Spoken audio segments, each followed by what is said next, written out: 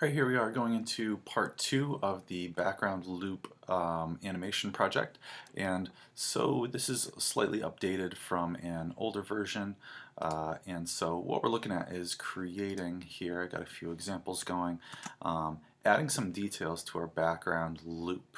Where we left off here, if I test this animation, we had just done the background actually moving. So we have the foreground moving, the middle ground moving, and what we're going to go over today is adding in some other elements to bring our animation more to life here. Here's an older version as well. I dropped in the same bird again, but here you could choose between anything from cactus to trees to if you want to have some kind of an underwater scene. This is an old walk cycle animation I had done. Whatever you want to add to helicopter, whatever you feel like you want to add to your scene. Here's the one where we really left off. You can add to it. If you want to make it more of an underwater scene, as I was trying to say before, you can add kind of like seaweed shapes that are moving across instead of trees like what I'm going to show you here. So I'm going to add a new layer to this. I'm going to call it Big Tree, and then add another layer here, and we're going to call it Small Tree.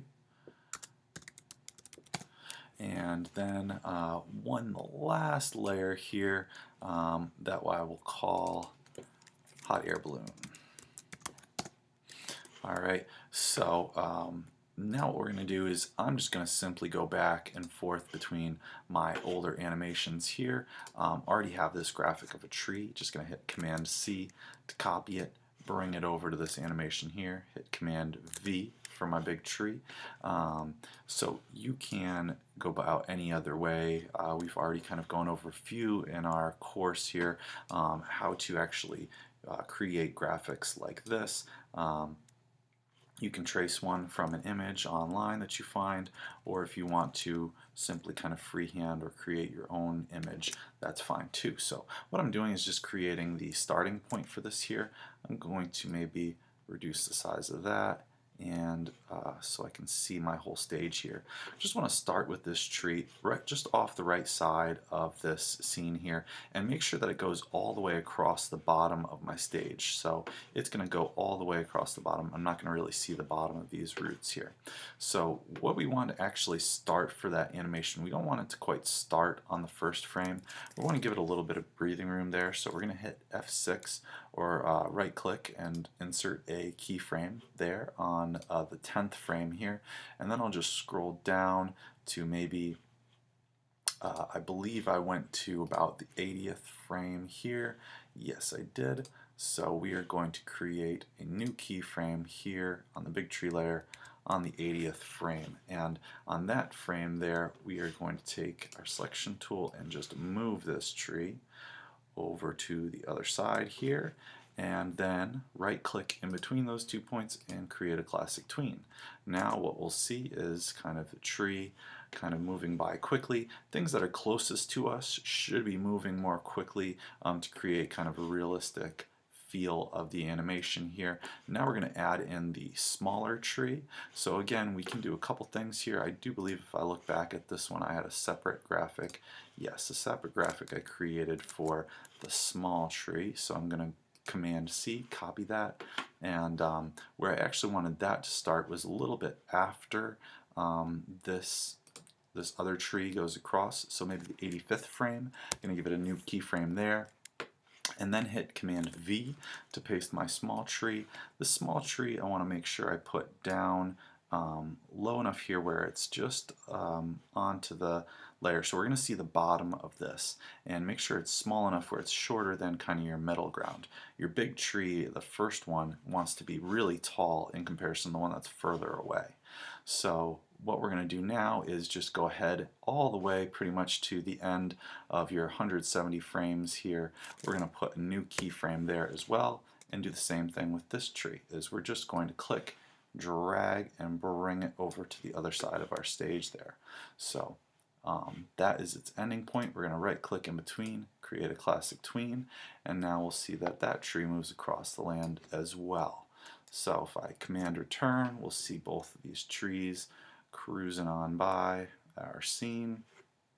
And what we're going to do now as well is I'm going to go ahead as well to show you a little bit of how we can create this part with the hot air balloon being animated as well. So I'm going to go Command C again, copy my hot air balloon out, and then paste it in on this layer here. Command V. Now again, the something like the hot air balloon, or if we add in the bird from our earlier bird animation, something like that, we won't need to really make it move. It really can just kind of stay in one place. The land is all moving, so it creates that illusion that it's actually moving. So if I double click on this, you'll see I've already created a motion tween here. I'm going to remove that motion just because I'm going to do this in a slightly different way. Actually, the motion tween worked pretty well, but we could use a classic tween also. So what I'll do is I just went ahead to maybe, let's extend this a little bit. Let's go to 30 frames. So 30 frames long inside of our hot air balloon graphic here. And this now, really what we should see is kind of this image here. We're just going to create a few different keyframes. So I'm going to hit F6 about the 10th frame and F6 on the 20th frame, and then keep it at F6 on the 30th frame here. So the two frames in the middle are the ones I'm going to change up a little bit. So here I'm just going to move the hot air balloon down a couple smidges. Here I might move it up just a couple smidges, and then go right click in between each of these and create classic tweens. So what that'll do is just have the hot air balloon make that slight bit of movement, and it's just moving slightly up and down in the same place. And so if I hit Command Return to play this, you'll see that kind of hot air balloon moving up and down. Now, do notice layers wise, I want my big tree to be up closer so it's not in front of the hot air balloon. So big tree is right in front because that's the thing that's closest to us. Let's just test that one more time. So yeah, that looks a little bit more like what we were going for here. Again, we can take anything that we've done in other assignments as well, bring them in here. Things that, like I had shown you in here before, if you have your bird project, you can just Command C, copy that bird. Any graphic needs its own layer. So I'm going to call this bird.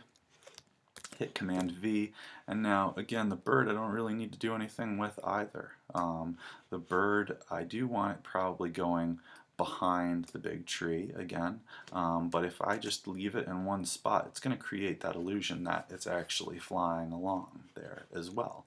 And so another piece maybe that we bring in that was from another tutorial I did too was the helicopter. So again, Command C, just going to go into this project, hit new layer, call it chopper, and then I'll just hit Command V and bring in this helicopter project that we did before too. So now we got a whole troop of flying things coming across our scene here.